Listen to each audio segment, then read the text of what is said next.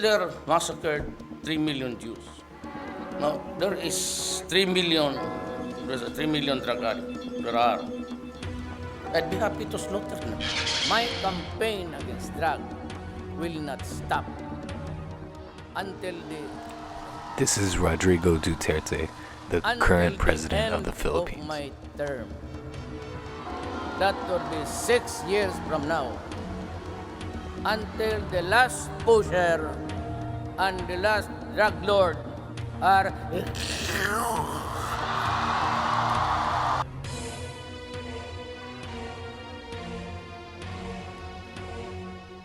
He's drawn international attention for his light Yagami-ish approach to crime. President Duterte encouraged and directly ordered the murder of thousands upon thousands of Filipinos across the entire country. This would come to be known as his, quote, war on drugs.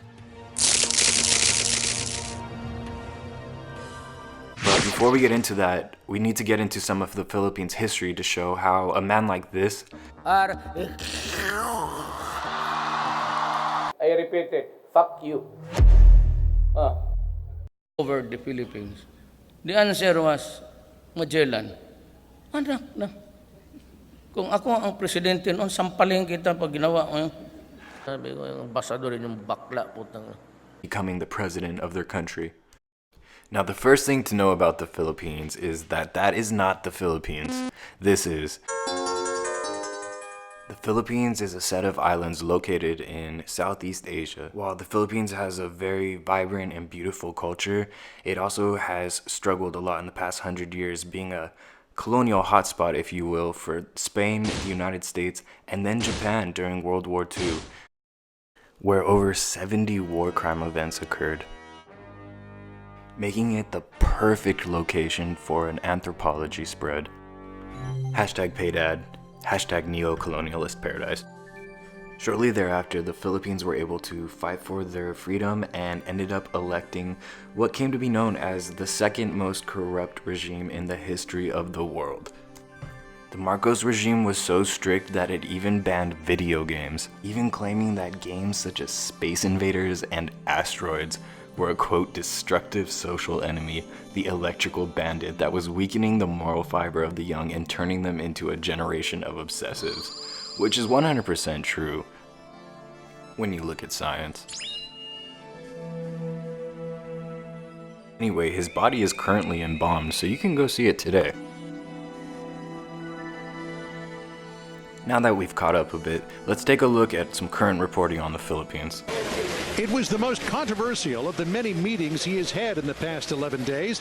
President Trump sitting down with Philippines President Rodrigo Duterte. We've had a great relationship. This has been very successful. Duterte has presided over an aggressive drug war in the Philippines, marked by thousands of extrajudicial killings. The Duterte denies any involvement. The White House says President Trump briefly brought up human rights during the bilateral meeting, but a spokesman for Duterte immediately contradicted that. There was no mention of human rights. There was no mention of extralegal killings. Despite the disagreement over what was discussed, Duterte's people say the relationship with President Trump is warm and friendly. Aside from that totally not obvious denial, the night just got even weirder.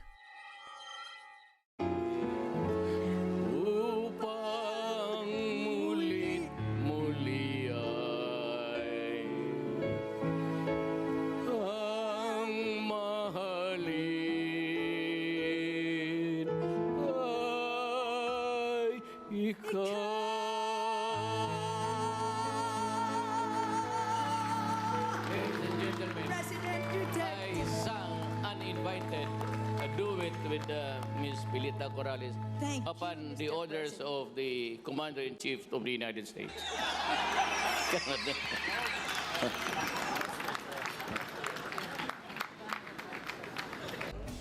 He has this like pseudo bad boy image that he projects out.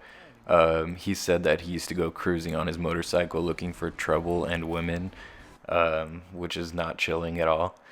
His security asked him not to show us his private quarters. They might want to place the bomb if they know where I sleep, in what part of the room. 5 seconds later. It's a very small room. Oh, wow. It's really a very simple affair. And I use a mosquito net. Duterte also had some choice words for Obama, Do not just throw calling away him a son of a questions and whore, statements. I believe, Putang ina, mumurahin and kita saying dyan that he sa can go to hell. forum na yan. All the boys have one. The last time Duterte took us to his karaoke bar in Davao, he sung to a crowd of regulars. For helping me to grow. I owe you that I know. Although he isn't covered much by the Western media, from the small amount of footage we do have, we can see that he is an extremely eccentric personality, to say the least. Let's get into Duterte's rise to power, which, as he'll tell you, began in Davao City. Sa Davao ako. Ngayon ako si Mayor. Kaya ang tamang Davao maganda. Patay naman lahat, pero maganda. Kamatayan ng Did you hear that noticeable laughter? putang ina mo. Classic Duterte, cussing at dead people he personally murdered. He served several terms as mayor of Davao City, where he would first put his extreme tactics to the test. But did it work? Is Davao City really a nice place like he says it is? Davao City remains the murder and rape capital of the Philippines. Davao City was known as the murder capital of the Philippines. It was an incredibly dangerous city where communist insurgents and government forces would openly kill each other in broad daylight. As the governor's son, he was assigned a bodyguard. And his parents were often away because they were so busy, but he would hang out with the bodyguards. And with them, he learned how to shoot guns, and he sort of cultivated this mythology that has surrounded him ever since, that he was this rough-edged guy from the slums of Davao who would come and sort out the Philippines and all its problems. Now for my special guest, rapper G-Eazy. In his final year of law school, Duterte shot and wounded a fellow student that he accused of being a bully. Duterte never faced criminal charges. He shot another lawyer in law school and got away with it. Viola Davis, eat your heart out. Then in 1988, he achieved his childhood dream, becoming the mayor of the city that he grew up in. He was elected on a platform focused on restoring peace and stability in Davao City. But shortly after he became mayor, bodies began to pile up in the streets. An armed vigilante group known as the Davao Death Squad began killing small-time drug dealers and petty criminals. Allegedly, the group also targeted Duterte's political opponents. But he continued to be re-elected. He was mayor of Davao for 7 terms, becoming one of the country's longest-serving mayors. And his brutal campaign to stomp out crime only escalated as his time in office grew. More than 1,400 people are believed to have died at the hands of the Davao Death Squads, including an outspoken Duterte critic and journalist. At home, his marriage was dissolving. But in the Philippines, one of the only countries in the world to ban divorce, Duterte had to undergo a psychological assessment for the annulment of his marriage to be recognized by the state in 1998. That report was later leaked to the press, and it concluded that Duterte had a, quote, narcissistic personality disorder and a, quote, pervasive tendency to demean, humiliate others, and violate their rights. In 2015, Duterte announced his campaign to become the president of the Philippines. And he promised that if he was elected, he would execute 100,000 criminals and dump their bodies in Manila Bay. I will solve drugs, criminality, pati korupsyon sa gobyerno. Binibigyan ko lang ang sarili ko 3 to 6 months.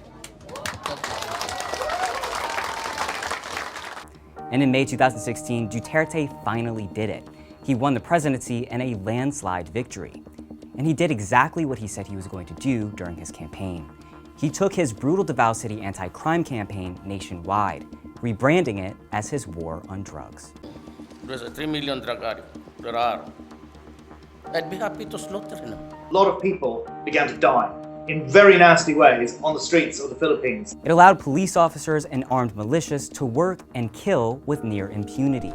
In destroying and perhaps killing the criminals, I will be there for you. I will never allow any military man or police to go to jail unjustly for performing his duties. That you have my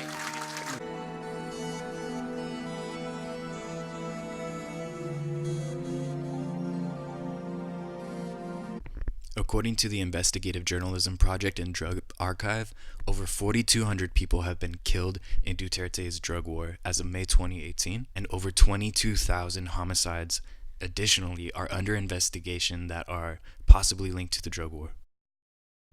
And the toll this has taken on the Philippines has been massive. Car crash, just a normal thing. But when the President Duterte sit as a president in our country, the killings are almost rampant. It's almost everywhere, every night. How has this impacted you personally? It's hard for us because even help, and sometimes we just cried. For us, it is so hard to cover that scene because every night it's full of tears and blood, every single night. And yet, according to Duterte, he's just getting started. Should you not have known the size of the issue? I was just a mayor. When I became the president, and I realized that it was running into millions, I was horrified. Now I am more determined to kill those who would want to destroy my country. So how long will this war on drugs and criminality go Until the for? last drug pusher drops dead. The international community has condemned him formally, but it doesn't mean much to him. Inisip namang ulol na to. Putang ina nila. Just pissed off by so many calls from Europe. Oh, you should not put people to death. Ugh, so annoying, right? You shouldn't commit genocide. You shouldn't mass murder your population. Ugh, annoying. Yung iyo condemnation sa akin. Sabihin ko sa kanila, fuck you. Duterte says he's only ever threatened to kill drug suspects. My country is in deep shit with drugs, and then I can threaten. So what am I supposed to do? Pray for the criminals? They're nothing. Some would say your actions aren't becoming of a statesman. I never went to a school called the Academy for Statesmen. I am not a statesman. I do not aspire to be one. I just would like to be an ordinary president who can you if you with my...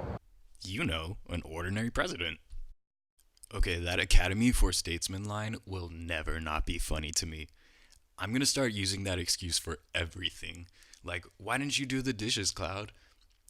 I did not go to school called Academy for Dishwashers.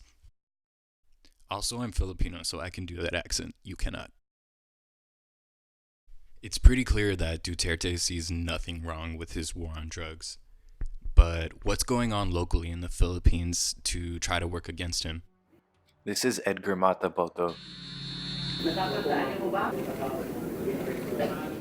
The self-confessed hitman also claims Duterte, who was mayor at the time, also joined in killing drug suspects, along with political opponents. Ang tumapos dyan, si Mayor Duterte. Anong ibig mong sabihin ang nagtapos? Si Mayor Duterte din ang tumapos, dalawang magasin na. That's right, Mataboto is a testifying witness declaring that he personally saw Duterte kill multiple people. Did you know Edgar Mataboto? She's a fake witness. Are you saying that his claims that you ordered him to kill all these drug dealers is incorrect? Why would we employ a person, an ignorant guy? Who'd ever can imagine that you would take one like that? A bodyguard at the same time, a hitman. He claims to be a bodyguard, and when there's somebody to be killed, you say, oh, hey, bodyguard, hit that guy. And he left. So Duterte's argument against a witness testifying that he witnessed him murder is A, we don't know her, and B, if he was a bodyguard, how could he be a hitman? You see, as is common knowledge for other people like me who don't pay people to murder others, you can't pay a hitman to be a bodyguard. It just simply doesn't work like that. You have unleashed a wave of vigilantism, that you have unleashed a killing machine. False. Why is that? I have my police force. I do not need civilians to do it. And why should I commission somebody to kill another? When I can always use the police, just order them to get them. I mean, say what you will about that man, but that's a pretty bulletproof argument. You know, why would I extrajudicially murder people when I can just get my police to extrajudicially murder people, which, by the way, is not happening? Duterte lays out his perverted sense of justice in this chilling interaction between him and this poor Al Jazeera reporter who's just trying to do his job. If I was the father, then you rape my daughter and you kill them. Would you think I will wait? Would you think my anger can wait? Justice? Of course not. I will kill you. But even just by saying that, you're encouraging vigilantism. Yes, I am encouraging. So what's wrong now? Duterte's encouragement goes beyond verbal. According to a coalition of human rights groups in the Philippines, 2/3 of the killings are carried out by what they call police vigilantes, masked agents without uniforms, but with clear ties to the security forces. They believe that there's an actual budget of around 14 million United States dollars that's used just to reward the killers. In a report titled, "If You Are Poor, You Are Killed: Extrajudicial Executions in the War on Drugs," international human rights organization Amnesty International states that in addition to those killed during police operations, there have been more than 4,100 killings by unknown armed folks, who turn out to be cops disguising themselves, doing hit jobs for around $200 per kill. Before Duterte took office, they had around 2 jobs a month, and now they have 3 to 4 a week.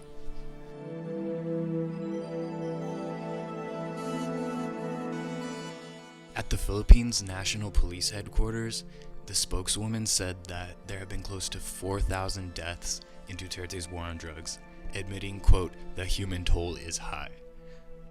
NGOs put that number as high as 13,000. Between July 2016 and January 2017, there were more than 7,000 deaths. That's about 250 deaths a week and 1,000 in a month. The Amnesty report states that in the poorest neighborhoods of the Philippines, the bodies on the street have become commonplace, and the fear of being or knowing the next victim is pervasive. The cops who execute this explain to Amnesty International that they're getting paid by the encounter, using the word encounter as hits and assassinations, and the prices range from $160 to $300 per head, according to the level or notoriety of the person, of the drug user or, quote, drug pusher, saying that, quote, "the PNP incentive is not announced. We're paid in cash secretly by headquarters. The payment is split by the unit, and there's no incentive for arresting.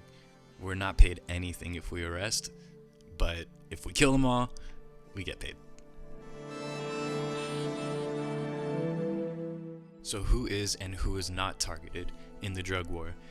The victims of the extrajudicial executions are overwhelmingly from the most impoverished segments of society, and they add insult to injury by stealing from these families on the crime scene and running a racket with funeral homes that increases costs on those grieving families, where those poor folks are forced to borrow money and get into further debt just to bury their loved ones. The vast majority of victims in the drug war have been in extreme poverty and come from the Philippines' poorest urban neighborhoods.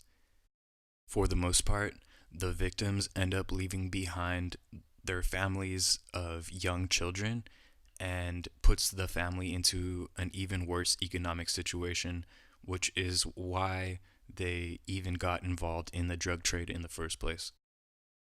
Certain funeral homes are accredited by the police, and they've worked out these backdoor deals where they end up scamming the families by charging between $700 and $1,000 for funeral services, which is absurd, especially knowing that the officers were paid less than $300 to go kill that person. A police officer explained that they get a cut for every body they bring, and saying, quote, "Sometimes if I'm the investigator, I'll bring the body to the biggest and most expensive funeral home because they give the biggest cuts." Chill. Within the 6-month period, there were between 25 and 27 deaths of young children, quote, "by mistake." Duterte referred to the accidental deaths of these children as, quote, "collateral damage," as you do when you're a psychotic dictator. Now, you might be thinking that there's massive dissent regarding this in the Philippines, yet Duterte has actually amassed a large following. With an approval rating of 86%, he is one of the most popular presidents in the history of the country. Even members of the press corps are captivated by him. I still have this spark every time I see him. Every time we see the president, we get, wow, he's really good. We adore him because of his works, because no other president can do that. Some fear, though, that you have aspirations to be a strong man, a dictator. No, I would say I'm a hardliner. For the 30 years that I have always been a hardliner. No, your professor who doesn't take late work is a hardliner. Life is very short. Yes. Earth is 500 billion years old. Flick of a finger could not even get a part of it. That's how fast we live in this planet. And he just left. So thank you everybody for watching this video. It's a topic I've been wanting to talk about for a long time because I'm not seeing a lot of people outside of the Philippines talking about it, and I really think that it's something that we should know about. If you could share this with anybody who you think might be interested in it, I would really appreciate it. Leave a comment about what you think about any information I might have missed out on, and thank you.